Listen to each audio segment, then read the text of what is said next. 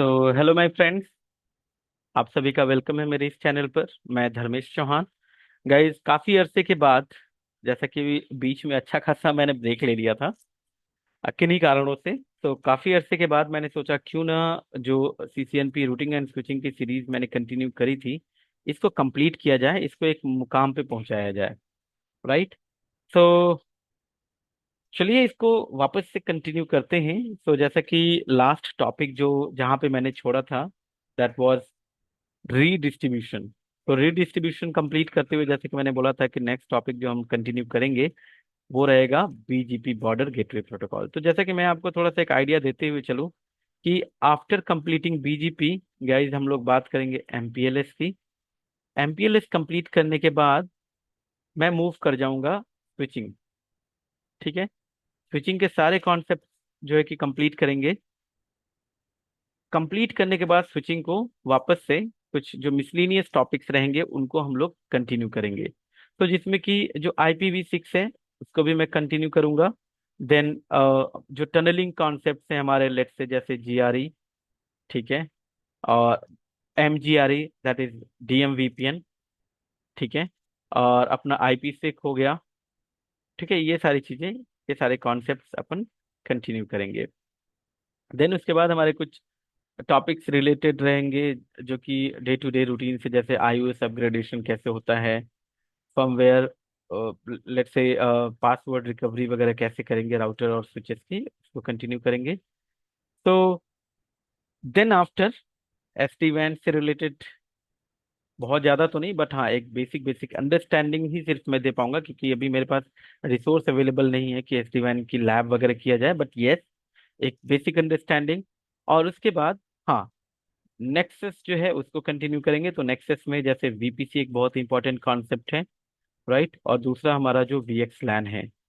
तो इन सारे टॉपिक्स को हम लोग आने वाले टाइम पे कंटिन्यू करेंगे और कंप्लीट करेंगे। तो चलिए बीजीपी को कंटिन्यू करते हैं। तो देखिए गाइस, बीजीपी को अगर अंडरस्टैंड करना है, that is border gateway protocol, तो कुछ बेसिक टर्मिनोलॉजीज हैं जिनको समझना बहुत जरूरी है। ठीक है। उनकी अंडरस्टैंडिंग बहुत जरूरी है। जैसे कि उनमें से सबसे पहली जो टर्मिनोलॉजी है हमारी, दैट इज ऑटोनॉमस सिस्टम। तो जैसे कि गाइस ऑटोनॉमस सिस्टम की अगर मैं बात करूं, तो वैसे तो मैंने ऑटोनॉमस सिस्टम के बारे में एक वीडियो में बताया है जहां पे डिफरेंट राउटिंग प्रोटोकॉल की कैटेगरीज को हमने डिस्कस किया है, जिसमें कि हमारी एक कैटेगरी आती है IGP और EGP की। ठीक है। कि इंटीरियर गेटवे प्रोटोकॉल क्या होते हैं, एक्सटीरियर गेटवे प्रोटोकॉल क्या होते हैं। बट ठीक है, चूंकि यहाँ पर हम लोग बीजीपी कंटिन्यू कर रहे हैं, तो AS नंबर को एक बार और अंडरस्टैंड करते हैं, एक बार और समझते हैं, और इन सारे कॉन्सेप्ट्स को वापस से कंटिन्यू कर लेते हैं।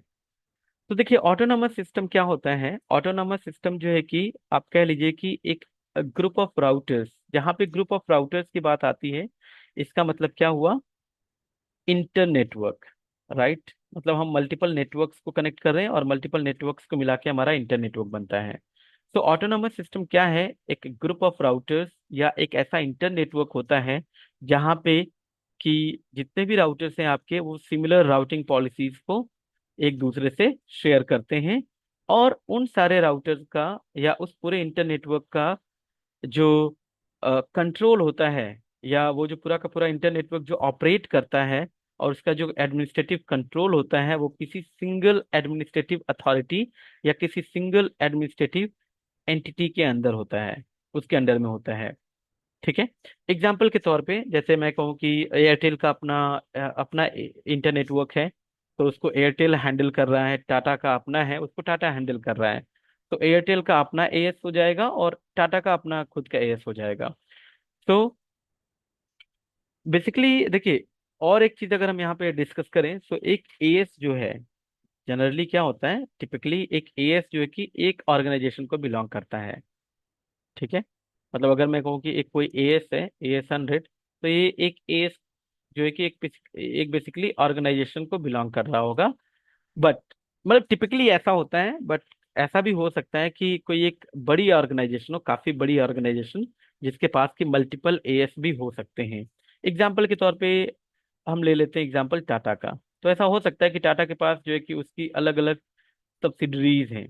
राइट। या अलग अलग उसके, लेट्स से ब्रांचेज हैं, अलग अलग लोकेशंस पे अलग अलग तरीके से वो सर्विसेज हैंडल करते हैं, सर्विसेज प्रोवाइड करते हैं। तो उनका अपना अलग अलग एएस भी हो सकता है, यानी टाटा के अंडर में, मतलब टाटा के पास मल्टीपल एएस भी हो सकते हैं। बट हाँ, टिपिकली ऐसा तो जरूर होता है कि एक एएस एक ऑर्गेनाइजेशन को बिलोंग करता है, और दूसरा जैसा कि मैंने बताया कि एक ऑर्गेनाइजेशन के अंदर मल्टीपल एएस भी हो सकते हैं। ओके। अब जनरली एक एएस जो होता है उसके अंदर जो हम राउटिंग प्रोटोकॉल जो कॉन्फ़िगर करते हैं या जो यूज करते हैं इंटरनेटवर्किंग के लिए, ठीक है, एक नेटवर्क से दूसरे नेटवर्क की रीचेबिलिटी स्टैब्लिश करने के लिए, उसको बोला जाता है आईजीपी। ठीक है। इसका मतलब जैसे अगर मैं कहूँ ये अपना AS100 है, इसके अंदर हमारे ये इतने सारे राउटर्स हैं, एक दूसरे से कनेक्टिविटी चाहिए इनको, एक नेटवर्क से दूसरे नेटवर्क के बीच में हमें रीचेबिलिटी चाहिए। तो जो हम राउटिंग यहाँ पे कराएंगे, जो प्रोटोकॉल यूज करेंगे, उसको बोला जाएगा आईजीपी। तो आईजीपी में हमारे पास जो प्रोटोकॉल है like RIP, EIGRP, OSPF, ISIS। इसी तरीके से अगर कोई एक दूसरा ऑर्गेनाइजेशन हो, उसका अपना ASL, लेट्स से AS200, यहाँ पे भी कई सारे राउटर्स लगे हैं। ठीक है। यहाँ पे भी नेटवर्क्स को एक दूसरे से रीचेबिलिटी चाहिए, तो उसके लिए जो हम रूटिंग प्रोटोकॉल यूज करेंगे, राउटिंग प्रोटोकॉल यूज करेंगे, वो भी आईजीपी। ठीक है। तो हो सकता है हम यहाँ पे भी OSPF चला रहे हो, यहाँ पे भी OSPF चला रहे हो, ठीक है, या EIGRP चला रहे हो। तो ये तो रही बात एक ऑटोनोमस सिस्टम के अंदर क्या चल रहा है, रीचेबिलिटी गेन करने के लिए, कनेक्टिविटी के लिए। बट जहां पे भी बात आती है गाइस दो डिफरेंट ऑटोनोमस सिस्टम को कनेक्ट करने की और उनके बीच में कनेक्टिविटी गेन करने की, तो हमारे पास एक लौता जो प्रोटोकॉल है, दैट इज, मतलब जो प्रोटोकॉल होता है दैट इज ईजीपी, उसको ईजीपी बोलते हैं। और ईजीपी में एक लौता प्रोटोकॉल हमारे पास है दैट इज बीजीपी। ईजीपी पहले अपने आप में एक प्रोटोकॉल हुआ करता था, बट नाउ ऐसा कोई प्रोटोकॉल है नहीं जो आपको इम्प्लीमेंट करने को मिलेगा। तो बीजीपी ही एक ऐसा प्रोटोकॉल है जो कि ईजीपी की कैटेगरी में लाई करता है। और हम लोग उसी के माध्यम से, बीजीपी के माध्यम से ही दो अलग अलग ऑटोनॉमस सिस्टम के बीच कनेक्टिविटी गेन कर पाते हैं या इनके बीच राउटिंग करवाते हैं। ठीक है। अब जो ये जो एएस नंबर होते हैं गाइस, एएस नंबर जो होता है ये असाइन कौन करता है? तो एएस नंबर की रेंज होती है, जैसे इसको मैं थोड़ा सा अगर आईपी के साथ कंपेयर करते हुए चलूं, तो आईपी का जो डिस्ट्रीब्यूशन है, आईपी का जो अलोकेशन है, वो है जो पेरेंट ऑर्गेनाइजेशन दैट इज आयना। ठीक है। IANA, internet assigned number authority. और इस आयना, इस ऑर्गेनाइजेशन के अंडर 5 रीजनल इंटरनेट रजिस्ट्रीज हैं, RIR जिनको हम बोलते हैं। ठीक है। RIR। तो वो रीजनल इंटरनेट रजिस्ट्रीज क्या करती हैं कि भाई आयना ने उनको एक ब्लॉक दे दिया, एक बड़ा सा ब्लॉक दे दिया, और वो जो इंटरनेट रजिस्ट्रीज हैं वो जो है कि आगे उसको डिस्ट्रीब्यूट करने का काम करती हैं। तो जैसे हमारे पास मल्टीपल हैं, 5 है इंटरनेट रजिस्ट्री, जिसमें है आपका एपनिक है, that is APNIC, Asia Pacific network information centre, जो एशियन कॉन्टिनेंट और अफ्रीका पैसिफिक जो है उसको सर्विस प्रोवाइड करती है। इसके बाद आपका अरीन है। ठीक है। एपनिक के अरीन है, एफ्रिनिक है। ठीक है, एफ्रिनिक है जो अफ्रीकन कॉन्टिनेंट के लिए। लैक्निक है, Latin American and Caribbean network information centre, that is LACNIC, LSCNIC। और दैट इज राइप NCC। तो ये 5 जो एक डिफरेंट इंटरनेट रजिस्ट्रीज हैं जो कि आयना के अंडर हैं, और इन्हीं इंटरनेट रजिस्ट्रीज के माध्यम से IP एड्रेसेस का एलोकेशन होता है। In the same way here for AS number, as number भी जो है गाइस, इसमें भी दो कैटेगरीज होती हैं। एक तो पब्लिक एएस होते हैं, और दूसरा आपके प्राइवेट एएस। तो public as just like public IP, just like public IP. Private as just like private IP. तो जैसे कि अगर आपको इंटरनेट पे जाना है तो भाई आपको पब्लिक आईपी चाहिए। ठीक है। और पब्लिक आईपी कौन एलोकेट करेगा? आपको उसके लिए रजिस्टर्ड होना पड़ेगा। ठीक है। ऐसे ही आप कोई पब्लिक एएस यूज नहीं कर सकते, सॉरी पब्लिक आईपी यूज नहीं कर सकते। In the same way here for as, जब भी आपको अपने राउट्स को ओवर द इंटरनेट भेजना होता है तो आपको पब्लिक एएस चाहिए, प्राइवेट एएस आप लेके नहीं जा सकते। ठीक है। तो पब्लिक एएस का जो अलोकेशन होता है वो RIR के अंडर होता है, रीजनल इंटरनेट रजिस्ट्रीज के अंडर अंडर होता है। तो वैसे जैसे हमारा IPv4 और IPv6 है, तो IPv4 हमारा 32 बिट एड्रेस है।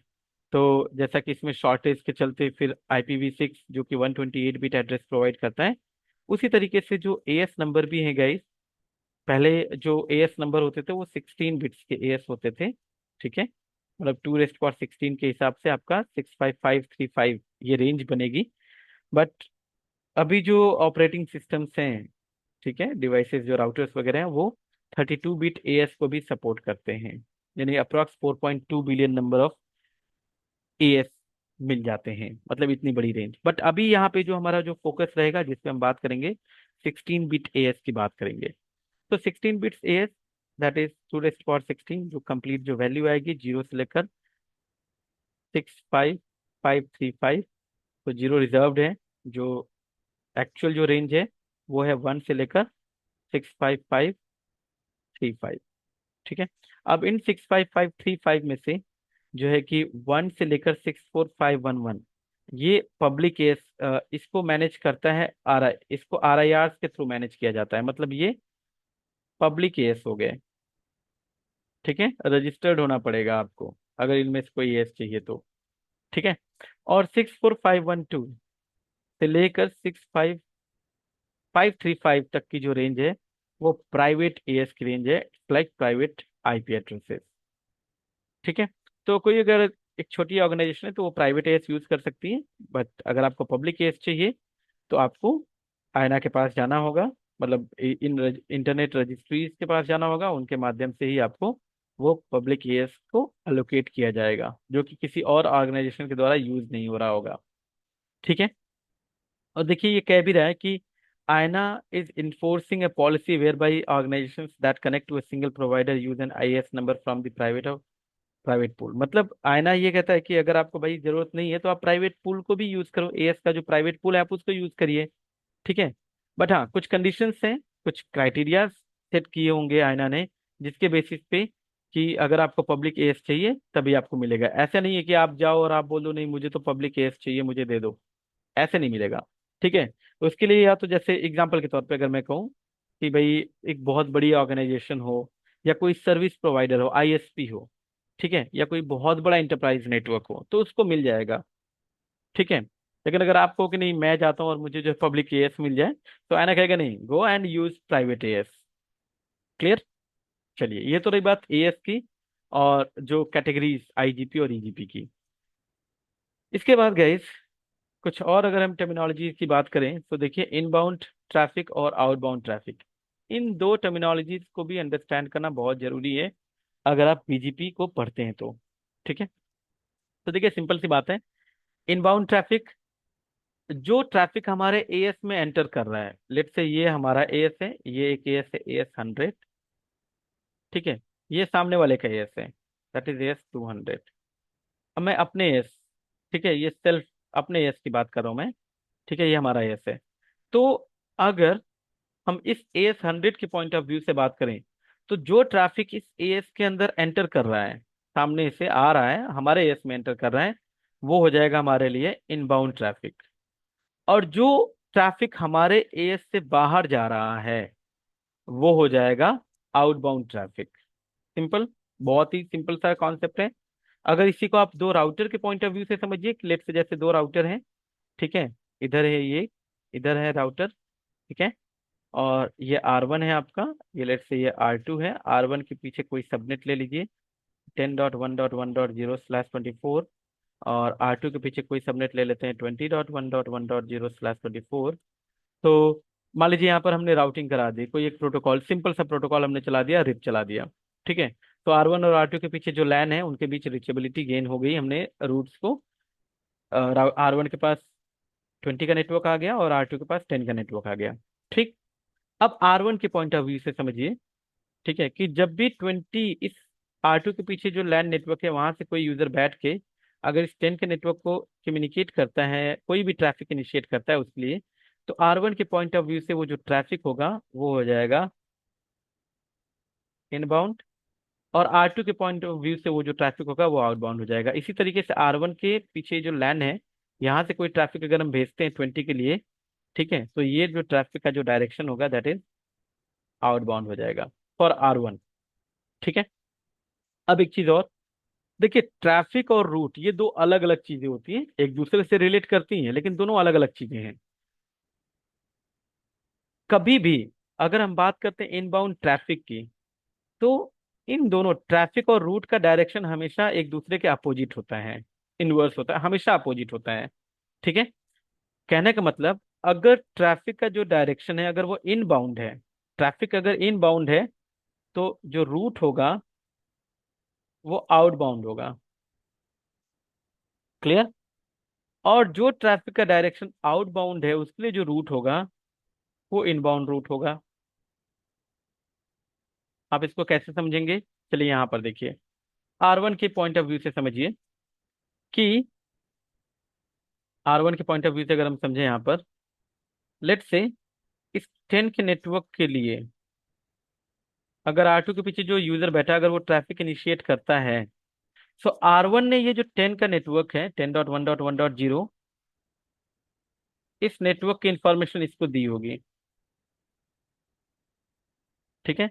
मतलब इसने आउट किया होगा, सामने वाले राउटर को दिया होगा इसने कौन सा नेटवर्क की इंफॉर्मेशन, 10.1.1.0/24, जो कि इसके राउटिंग टेबल में आ गया होगा। ठीक है।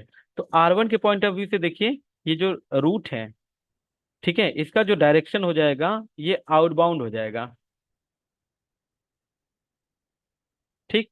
अब वो जो R2 के पास जो 10 का नेटवर्क आया है, इसने इंस्टॉल कर लिया, अब इसके पीछे कोई एक यूजर बैठा हुआ है, अगर उस 10 के नेटवर्क के लिए कोई ट्रैफिक इनिशिएट करता है, तो R2 के लिए, देखिए R1 ने भेजा रूट तो उसके लिए आउटबाउंड था, लेकिन R2 के लिए वो जो रूट है वो इनबाउंड हो गया। अब यहाँ से अगर कोई यूजर बैठ के कोई ट्रैफिक इनिशिएट करता है, यहाँ से बैठ के, तो अब उस ट्रैफिक का जो डायरेक्शन है वो R2 के लिए आउटबाउंड ट्रैफिक हो जाएगा, लेकिन R1 के लिए जो ट्रैफिक आएगा वो इसके लिए इनबाउंड हो जाएगा। इनबाउंड ट्रैफिक मतलब मैंने रूट दिया, सामने वाले के पास गया रूट, जब सामने वाले राउटर ने उस रूट के लिए जब अपने राउटिंग टेबल में लुकअप किया और उसने जब उसके लिए ट्रैफिक भेजा तो वो मेरे पास आएगा।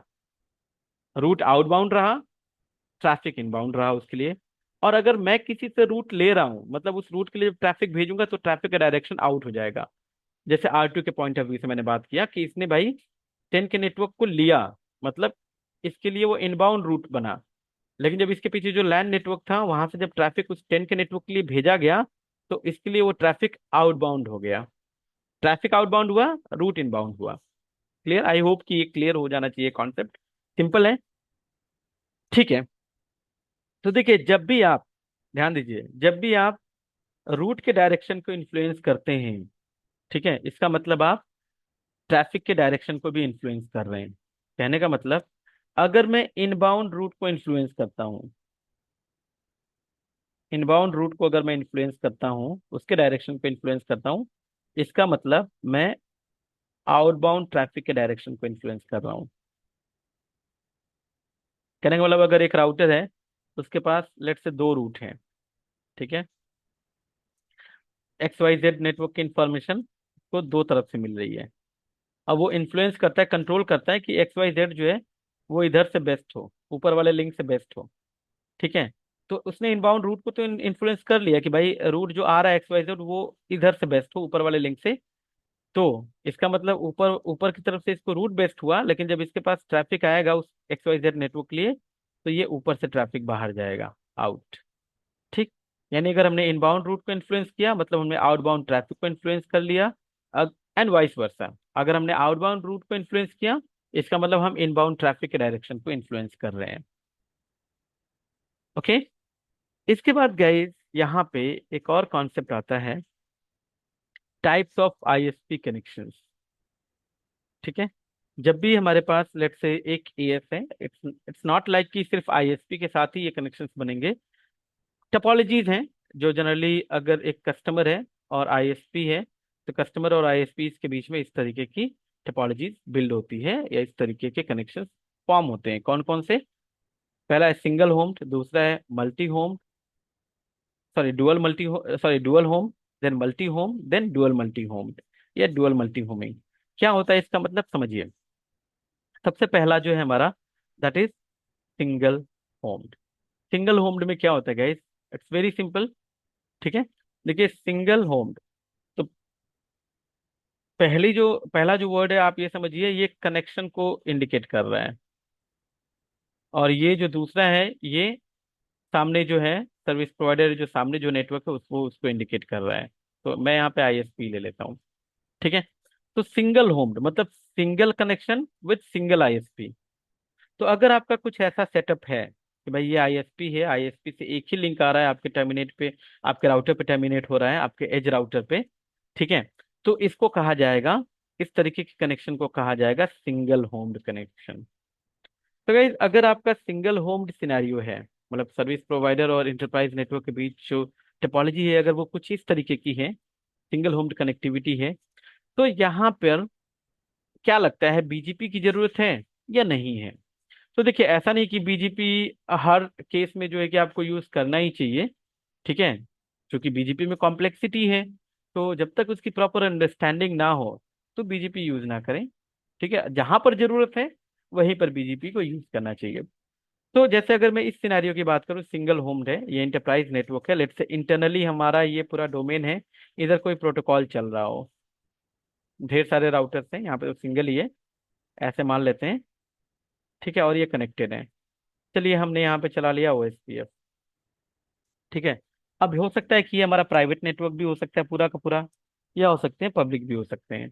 तो अगर प्राइवेट होगा तो ऑब्वियस सी बात है, जब बाहर जाएगा तो वो नैट होके जाएगा।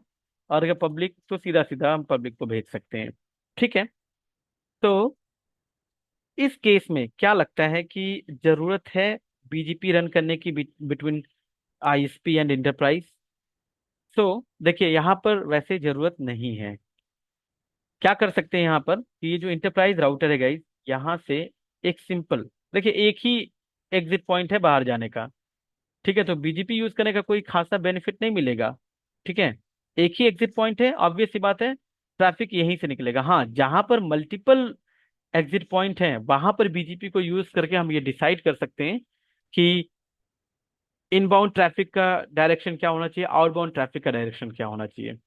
वैसे एक चीज मैं आपको ये भी बताते चलूं कि अभी तक जो भी आपने आईजीपी प्रोटोकॉल पढ़ा है, लाइक ईआईजीआरपी, रिप, ओएसपीएफ, इनमें सिर्फ और सिर्फ आप जो आउटबाउंड ट्रैफिक है उसी के डायरेक्शन को आप इन्फ्लुएंस कर सकते हैं। राइट। मतलब ऐसा नहीं कि आप इनबाउंड ट्रैफिक के डायरेक्शन को इन्फ्लुएंस कर पाएंगे, वहां पे सिर्फ आप एक राउटर अपने अपने एंड पे जो है कि डिसाइड कर सकते हो कि मेरे लिए बेस्ट कौन है, बेस्ट रूट कौन सा है, और ट्रैफिक किधर से जाना चाहिए। आप अपने यहाँ से बैठे बैठे सामने वाले को इंस्ट्रक्ट नहीं कर पाओगे कि नहीं यार, सामने वाले के लिए ये रूट बेस्ट हो, वो सामने वाले का डिसीजन है। ठीक है। बट बीजीपी आपको ये फैसिलिटी प्रोवाइड करता है कि आप दोनों ही डायरेक्शन में ट्रैफिक या रूट को इन्फ्लुएंस कर सकते हैं। तो जैसे अगर एक सिंगल होम कनेक्टिविटी है आपके पास, एक राउटर है जो आईएसपी से कनेक्टेड है, बाहर जाने का एक ही रास्ता है, तो यहाँ पर बीजीपी यूज करना कोई कोई बहुत ज्यादा ज्यादा लाइक समझदारी का वो नहीं है एग्जाम्पल कि आप बीजीपी यूज करें।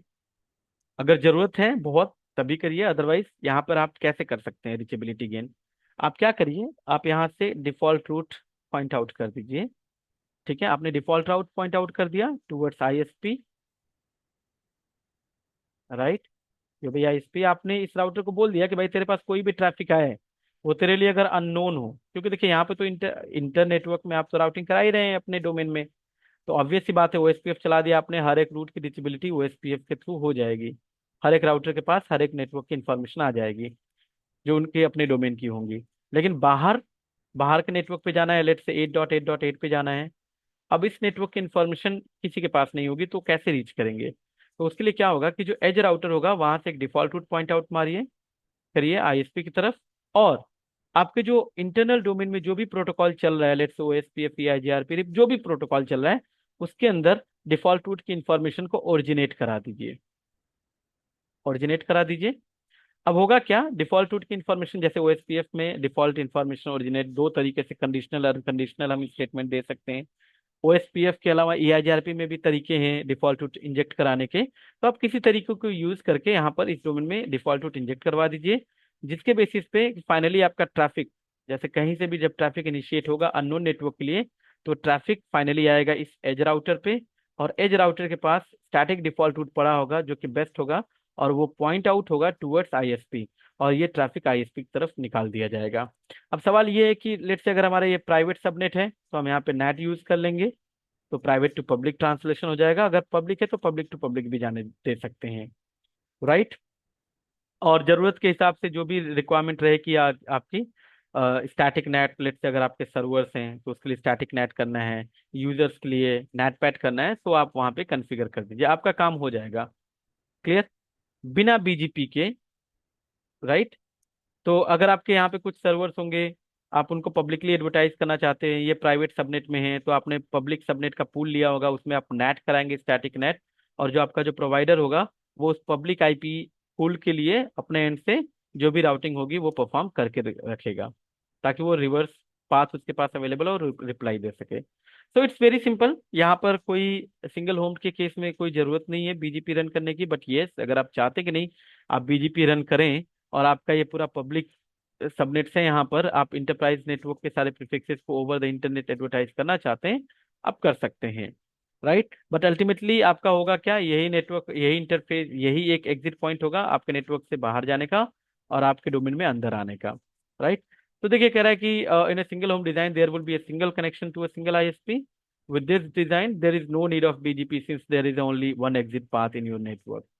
So the customer will use a static default route, जैसे मैंने बताया, that points towards ISP and static route from the ISP will be used. Static route क्या मतलब, जो आपने पब्लिक आईपी का पूल लिया है, मैंने वैसे तो नेट की क्लास, जो नेट का पूरा मैंने सेशन दिया है उसमें एक्सप्लेन किया है। तो लेट्स से जैसे आपने 200.1.1.0 स्लैश लेट्स से 25 या 26 का एक पब्लिक आईपी का पूल लिया हुआ है सर्विस प्रोवाइडर से, जिसमें आप नेटिंग वगैरह करा रहे हैं, तो आपका जो प्रोवाइडर होगा वो उस पर्टिकुलर सबनेट के लिए स्टैटिक रूट दे देगा, ताकि जब इसके पास कोई ट्रैफिक आए ट्रांसलेट होकर इस रेंज की आईपी में, और रिवर्स जब रिप्लाई आए तो इसके पास रिप्लाई देने के लिए पाथ अवेलेबल हो आईएसपी के पास। ओके, ठीक है। तो ये रहा सिंगल होम्ड कनेक्टिविटी। नाउ जो दूसरी हमारे पास जो कनेक्टिविटी है, या दूसरे टाइप की जो टोपोलॉजी है, जिसको हम कहते हैं डुअल होम्ड। तो डुअल होम्ड में क्या है देखते हैं। तो डुअल होम्ड कनेक्टिविटी आप देख सकते हैं कुछ ऐसा है कि भाई ये आपका एएस है, राइट, ये आईएसपी का है, ठीक है। एक मतलब यहाँ पे डुअल होम्ड मतलब आपके जो कनेक्शंस होंगे वो मल्टीपल होंगे, एक से ज्यादा। होम्ड मतलब यहाँ पे आईएसपी अभी भी सिंगल ही होगा, ठीक है। तो यहाँ पर एक आईएसपी से हमारे पास मल्टीपल कनेक्शंस आएंगे। अब हो सकता है कि सामने आईएसपी के एंड पे भी एक ही राउटर से दोनों कनेक्शंस आ रहे हों और हमारे एंड पे एक ही राउटर पे टर्मिनेट हो रहे हों, या हो सकता है कि सामने दो अलग अलग राउटर हों, हमारे एंड पे एक सिंगल राउटर हो, या हो सकता है कि हमारे एंड पे अलग अलग राउटर हों, सामने वाले आईएसपी के एंड पे एक ही राउटर पे टर्मिनेट हो रहा हो। या बेस्ट डिजाइन जो लेके हम लोग चले वो ये कि हमारे एंड पे भी, राइट, हमारे एंड पे भी गई मल्टीपल राउटर्स हों और एक ही आईएसपी से मल्टीपल कनेक्शन आ रहे हैं और वो भी अलग अलग राउटर से आए हैं, ठीक है। पहले वाले कंडीशन में क्या है, चलिए अगर आपका लिंक डाउन होता है, दूसरा लिंक है कोई बात नहीं है, लेकिन अगर राउटर ही बैठ गया तो चाहे प्रोवाइडर की साइड से या मेरी साइड से सब कुछ गया, रिडंडेंसी का कोई एक्स्ट्रा बेनिफिट नहीं मिलेगा हमें। यहाँ पे भी दो लिंक लेके दो, एक साइड दो राउटर पे टर्मिनेट कर दिया, लेकिन अगर एक साइड एक ही राउटर पे, तो अगर वो राउटर डाउन हो गया देन उस केस में भी रिडंडेंसी, लिंक लेवल रिडंडेंसी है बट डिवाइस लेवल रिडंडेंसी नहीं है। बट हाँ, इस कंडीशन में आप देख सकते हैं कि हमारे पास लिंक लेवल की भी रिडंडेंसी है और डिवाइस लेवल रिडंडेंसी भी है। अगर कोई एक लिंक ब्रेक हो जाए तो हमारे पास दूसरा लिंक है, और अगर पूरा का पूरा एक डिवाइस भी बैठ जाए तब भी हम दूसरे लिंक को यूज कर सकते हैं, यूटिलाइज कर सकते हैं। ओके, अब इस केस में देखते हैं कि भाई डिफॉल्ट रूट कैसे यूज करेंगे, बीजीपी की जरूरत है नहीं है। तो लेट्स बिगिन, 1 मिनट।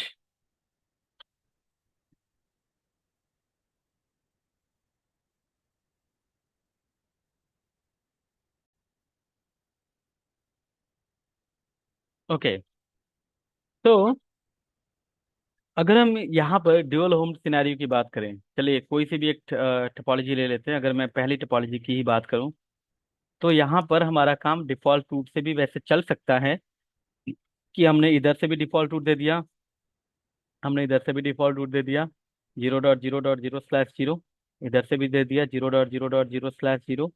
अब इसमें से अगर मुझे ऊपर वाले को प्राइमरी बनाना है तो मैं इसकी एडी जो डिफॉल्ट है उस पर रख दूं 1, और नीचे वाले को सेकेंडरी बनाना है, इसकी एडी में रख दूं लेट्स से 10।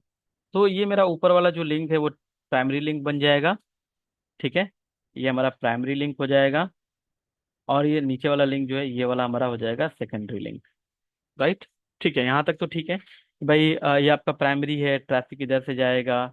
लेट से अगर ये डाउन होता है तो हमारे पास ट्रैफिक इधर से चला जाएगा। सेम ऐसा ही कुछ हम लोग यहाँ पे भी ले सकते हैं कि अगर इस कंडीशन में भी कि भाई ऊपर वाले प्राइमरी बना दो, नीचे को सेकेंडरी बना दो। या फिर अगर हमारे पास ये दो राउटर्स हैं, हम इससे भी डिफॉल्ट रूट दे सकते हैं आगे। ठीक है, और इधर से भी डिफॉल्ट रूट दे सकते हैं। राइट। और यहाँ पे जो भी हमारा जो प्रोटोकॉल लेट से इंटरनली चल रहा होगा, लेट से और भी राउटर्स हैं यहाँ पर। ठीक है, तो हमने यहाँ पे OSPF में डिफॉल्ट रूट इंजेक्ट करते हुए हम ये बता सकते हैं कि भाई अच्छा तुम्हारा ये वाला जो है, ये जो राउटर है E1, यहाँ से बेस्ट रूट होना चाहिए डिफॉल्ट रूट का बाहर जाने का।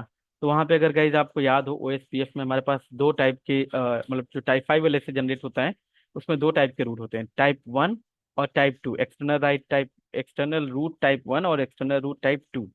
तो जिसको बेस्ट बनाना है आप यहाँ से डिफॉल्ट रूट भेजते हुए आप वो बोल दीजिए कि इधर से जब E1, जब राउटर ये वाला जब राउटर टाइप 5 वाले से जनरेट करे तो एक्सटर्नल रूट कौन सा लेके जाए। राइट। अब वो डिसाइड कर लीजिए कि भाई एक तरफ से E1 जाए वो एक्सटर्नल रूट, और एक तरफ से E2 जाए। तो उसमें आपका E1 और E2 के बीच में जो भी प्रेफरेंसेस है उसके हिसाब से राउटर जो है डिसाइड कर लेंगे कि उनको जाना किधर से है। और वो उस एज राउटर पे आएंगे और वो एज राउटर जो है कि आगे ट्रैफिक को निकाल देगा।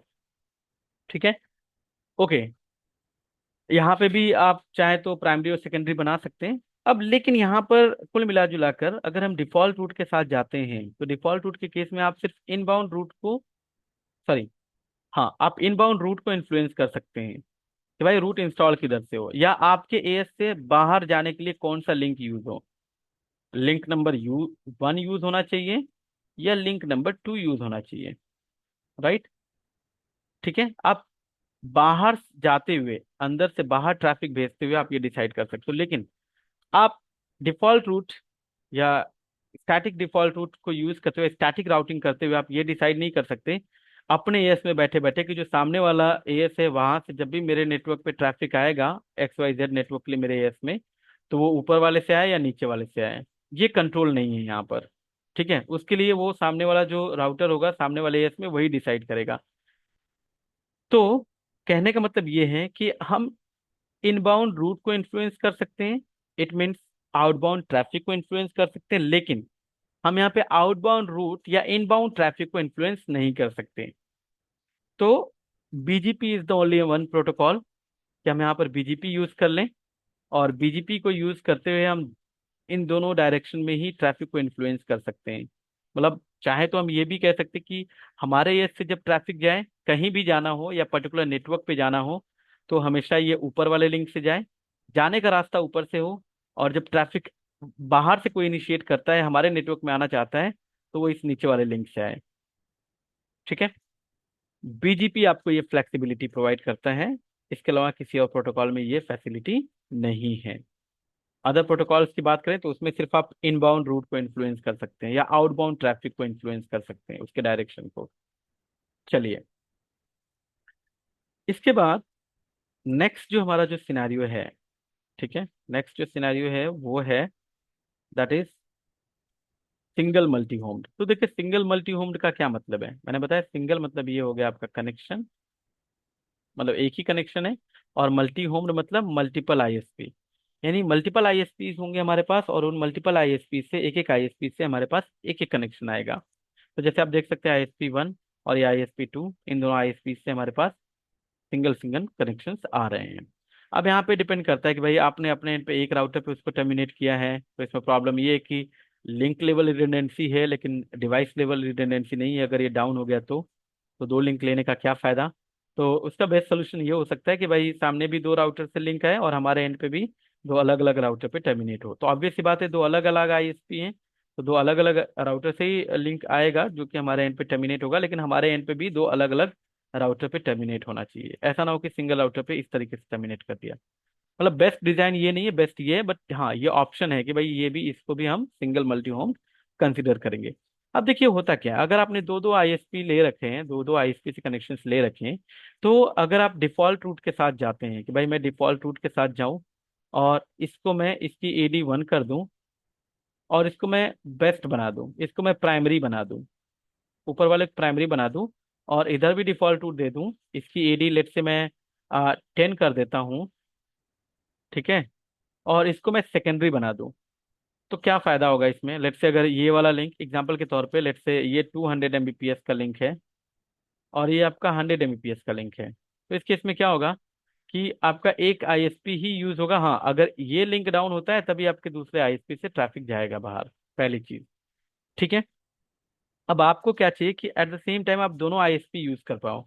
आप चाहते हो कि नहीं यार, मेरे नेटवर्क से जब ट्रैफिक बाहर जाए, किसी XYZ नेटवर्क के लिए जाए, तो उसके लिए ये ऊपर वाला लिंक यूज हो, राइट, ऊपर वाला लिंक यूज हो।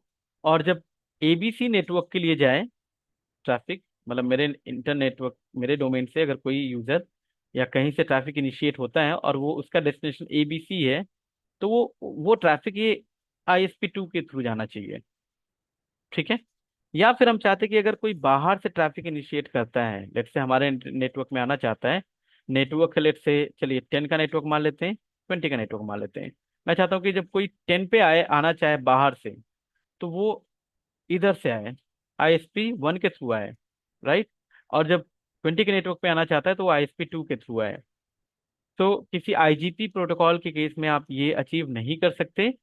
BGP ही एक ऐसा प्रोटोकॉल है जो कि आपको ये फ्लेक्सिबिलिटी प्रोवाइड करेगा कि आप ये डिसाइड कर सकते हैं कि आपके नेटवर्क से जब ट्रैफिक बाहर जाता है किसी पर्टिकुलर डेस्टिनेशन के लिए, तो वो कौन से लिंक से जाना चाहिए, और जब वापस आता है तो वो कौन से लिंक से आना चाहिए। ठीक है। तो इस तरीके से आप BGP को यूज करके यहाँ पर लाइक चीजों को अचीव कर सकते हैं, राइट। तो एक चीज और मैं यहाँ पर बताते हुए चलूँ कि जैसे आप BGP यूज कर रहे हैं, तो आप ये बता सकते हैं कि आपके नेटवर्क में लेट से यहाँ पर मान लीजिए 500 नंबर ऑफ यूजर्स हैं, 500 यूजर्स हैं। ठीक है। आप ये डिसाइड कर सकते हैं ना कि भाई कौन से यूजर्स कितने नंबर ऑफ, लेट से मैं चाहता हूँ कि यार ऊपर वाला ये 200 MB का लिंक है, नीचे वाला जो है 100 MB का लिंक है। मैं चाहता हूँ यार इसमें से ना अप्रॉक्स 350 नंबर ऑफ यूजर्स का ट्रैफिक ऊपर वाले लिंक से जाए, कहीं भी जाना हो, और बाकी जो 150 यूजर्स है उनका ट्रैफिक है नीचे वाले लिंक से जाए। तो वो हम अचीव कर सकते हैं BGP के अंदर। ठीक है। डन, वो चीजें हम अचीव कर सकते हैं यहाँ पर। या हम ये भी चाहते हैं कि भाई नहीं, बाहर से जब ट्रैफिक आए हमारे नेटवर्क में, तो लेट से कुछ सर्वर्स रखे हुए हैं, लेट से, है ना, कुछ सर्वर्स हैं। तो लेट से आपके पास 50 नंबर ऑफ सर्वर्स हैं। अब उनमें से चाहते हैं यार जो 40 सर्वर्स को जब भी हिट किया जाए तो वो इधर से ट्रैफिक आना चाहिए, और बाकी 10 सर्वर्स जो हैं उनकी जो भी IP होगी, उन पे जब ट्रैफिक आए, रिक्वेस्ट आए, वो इधर से आना चाहिए। हाँ, अगर एक लिंक डाउन हो जाए तो फिर सारा कुछ एक ही तरफ से आना चाहिए, ऑब्वियस सी बात है।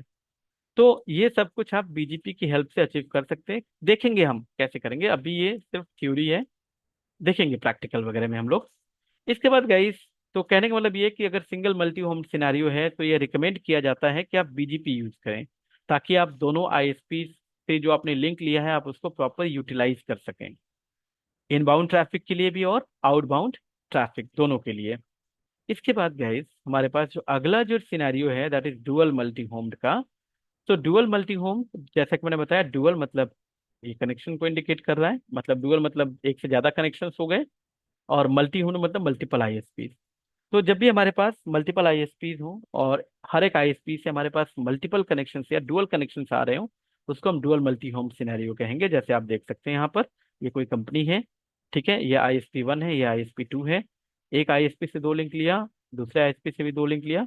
अब पहले ये जो टोपोलॉजी है ना, ये लाइक रिकमेंडेड टोपोलॉजी नहीं है, बिकॉज अगर यहाँ पे देखिए सारा लिंक अगर आप एक ही राउटर पे टर्मिनेट कर देते तो प्रॉब्लम क्या है, राउटर बैठ गया, सारे कनेक्शन गए, सारी कनेक्टिविटी गई। तो दूसरा सोल्यूशन ये है कि आप ऐसे कर लीजिए, ठीक है। और इस तरीके का, लेकिन इसमें भी एक प्रॉब्लम है कि अगर आपने एक ISP से जो दो लिंक आप लेके आ रहे हैं उसको अगर आप एक सिंगल राउटर पे ही टर्मिनेट कर रहे हैं, चलिए लिंक लेवल रिडंडेंसी, अगर वो राउट बैठ गया तो पूरी की पूरी एक ISP से आपकी कनेक्टिविटी ब्रेक हो जाएगी। तो इसमें जो सबसे फिजिबल जो सोल्यूशन माना जाता है वो कुछ इस तरीके से माना जाता है कि भाई ऐसे कुछ माना जाता है कि मान लीजिए ये आपका कस्टमर नेट, ये आपका इंटरप्राइज नेटवर्क है, इधर ये सर्विस प्रोवाइडर हैं, दो अलग अलग सर्विस प्रोवाइडर। ठीक है, लेट्स से ये ISP 1 और ये ISP 2। ठीक है, ये हमारे एंड पे। तो एक कनेक्शन हमने यहाँ दे दिया, एक कनेक्शन हमने यहाँ ऐसे दे दिया। ठीक है, एक कनेक्शन हमने यहाँ से दे दिया और एक कनेक्शन हमने ये दे दिया, ऐसे। तो इसमें क्या होगा कि जैसे मैं अगर कलर, थोड़ा सा कलर में डिफरेंट यूज कर लेता हूँ, इसको अलग कलर यूज कर लेता हूँ। ठीक है, तो लेट्स से अगर हमारा एक ISP डाउन भी हो जाता है, सॉरी, एक हमारा राउटर अगर डाउन भी हो जाता है हमारे एंड से, तब भी हमारी कनेक्टिविटी दोनों ISP के साथ बनी रहेगी। ठीक है। हाँ, इससे बेटर सोल्यूशन क्या हो सकता है कि भाई हमारे एंड पे दो राउटर, ठीक है, ISP, एक ISP के एंड पे भी अगर दो दो राउटर से कनेक्शन आ रहे हैं ना, तो ये और बेटर सोल्यूशन हो जाएगा। Right, done. तो ऐसे हो जाएगा। ठीक है, ऐसे हो जाएगा, ये कनेक्टिविटी ऐसे हो जाएगी। ठीक है, तो जिस तरीके से रिडंडेंसी अच्छी मिल सके। राइट। तो दैट इज डुअल मल्टी होम्ड। अब डुअल मल्टी होम्ड के केस में भी रिकमेंड यही किया जाता है, जैसे सिंगल मल्टी होम्ड की बात कर रहे थे हम लोग, डुअल मल्टी होम्ड के केस में भी ऐसा ही है कि भाई BGP रिकमेंड किया जाता है कि BGP आप यूज करिए, सो दैट कि आपने जो लिंक्स लिए हैं सर्विस प्रोवाइडर से, मल्टीपल लिंक्स लिए हैं, आप उनको अच्छे तरीके से यूटिलाइज कर सके और दोनों डायरेक्शन में ही ट्रैफिक को इन्फ्लुएंस कर सके कि जाना किधर से है, आना किधर से है। राइट, कितना ट्रैफिक किधर से भेजना है, कौन से नेटवर्क को किधर से जाने देना है, कौन से नेटवर्क पे किधर से आना है। राइट। तो ये सारा कुछ आपको BGP आपको प्रोवाइड करेगा। लेकिन अगर आप यहाँ पे डिफॉल्ट रूटिंग करेंगे तो, या स्टैटिक रूटिंग करेंगे, तो आप उस केस में ये चीजें अचीव नहीं कर सकते। तो ये तो रही बात कुछ बेसिक टर्मिनोलॉजीज की। इसके बाद जो हमारा आता है that is introduction of BGP। तो गाइस, इस वीडियो को मैं यही स्टॉप करता हूँ। तो नेक्स्ट क्लास में हम लोग देखेंगे इंट्रोडक्शन ऑफ BGP, BGP के बारे में जानेंगे। तो जैसे कि मैंने पहले सेशन में कवर किया है कुछ बेसिक टर्मिनोलॉजीज के बारे में।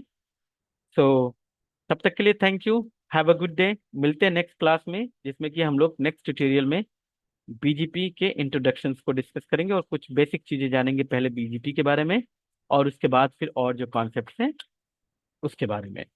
तो तब तक के लिए thank you, have a good day. Channel को सब्सक्राइब, लाइक और शेयर करना ना भूलें। Thank you guys, have a good day.